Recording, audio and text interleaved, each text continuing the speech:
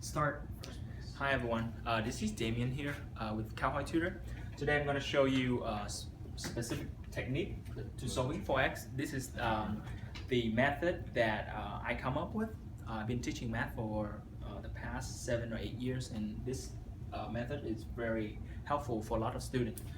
So first of all, a couple rules, make sure you understand, is you always treat the subtraction as a negative sign. So here you see 6x subtract 3, you're going to treat this as a negative 3 instead of subtraction, okay?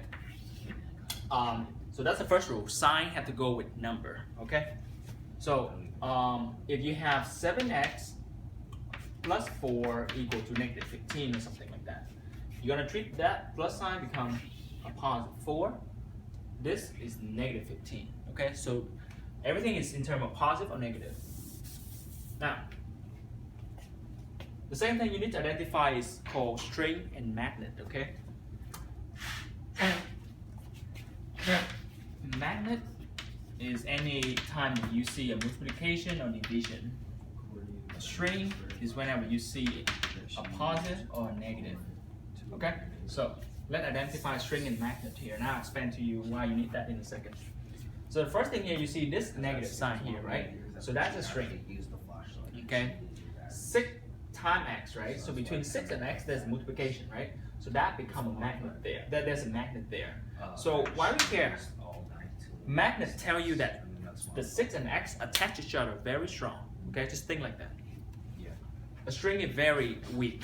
Okay, so think of 6x is like a block, and then there's a string attached with the 3 there. Okay, so what is the goal here? You're trying to get x by itself, right? So that's the goal. X equal to something. That's the goal of solving for x.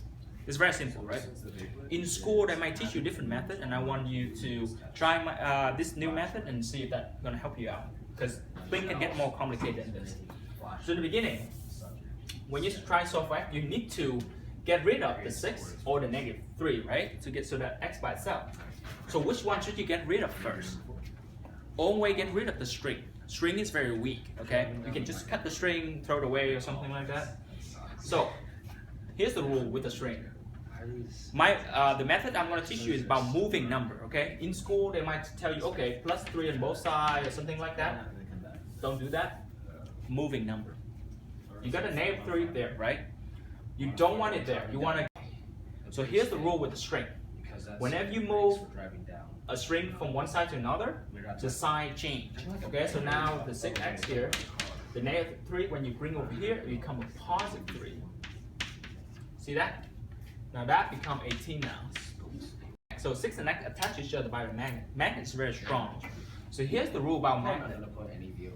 If you have a multiplication here, okay? So right now is 6x is on top, right? I mean, when I say top, I mean numerator. So 6x here, that's over 1, right? If you want to get rid of the 6, you have to bring it to the other side, and you have to bring to the bottom. You're going to do the opposite. So it's on top, they're going to be to the bottom of the other number. So now it becomes 18, bring to the bottom of the other number is 6. Keep in mind with the magnet, you don't change the sign, okay? So 6 is still 6 here. But with a string, from negative 3, you make it bring it over here, become a positive 3. This equal to 3. Okay? So you can try a more complicated problem. I can just show you real quick. You can show this to your student. Another problem would be 6 minus 3x over 7 minus 4 into 12. Okay? I'm just go over this real quick, make sure you understand. First thing, identify string and magnet. This is a string, right? Negative 4. A division here, that means this is a magnet right here. So the 7 and the 6 minus 3x attach each other very strong, okay? You have a string here too.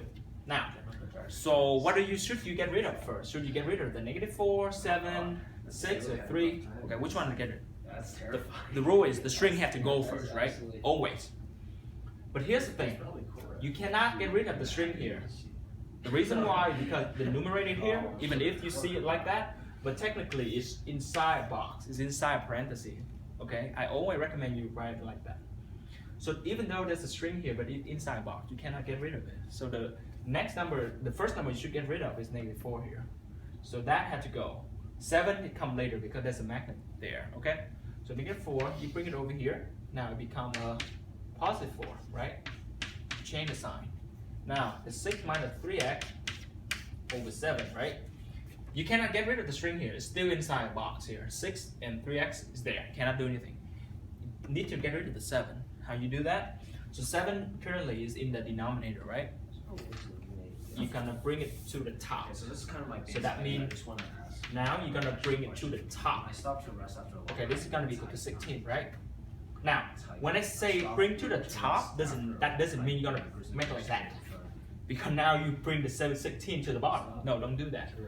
Bring to the top means that the 16 already there, right? Is there a way to eliminate? And because the 7 down here, you bring to the top next to the 16, now become a multiplication. If I just eliminate that. Okay? So just do 16 then times that would 7, that would kind of be, that would not. 112, right? And then the rest is simple. Now, you have a string there, okay?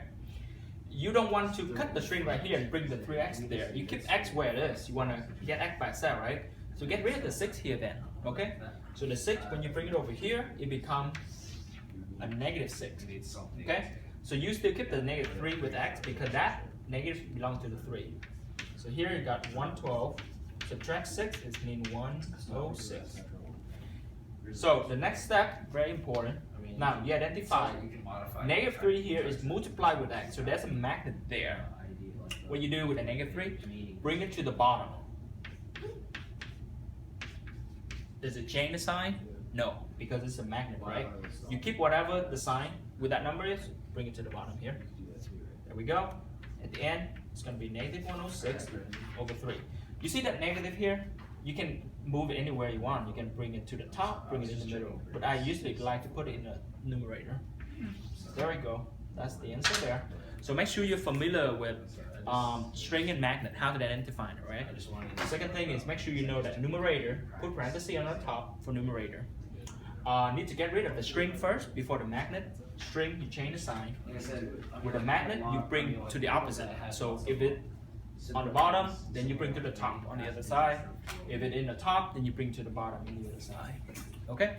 So that's a couple more practice that you can show your student. Okay? That's it.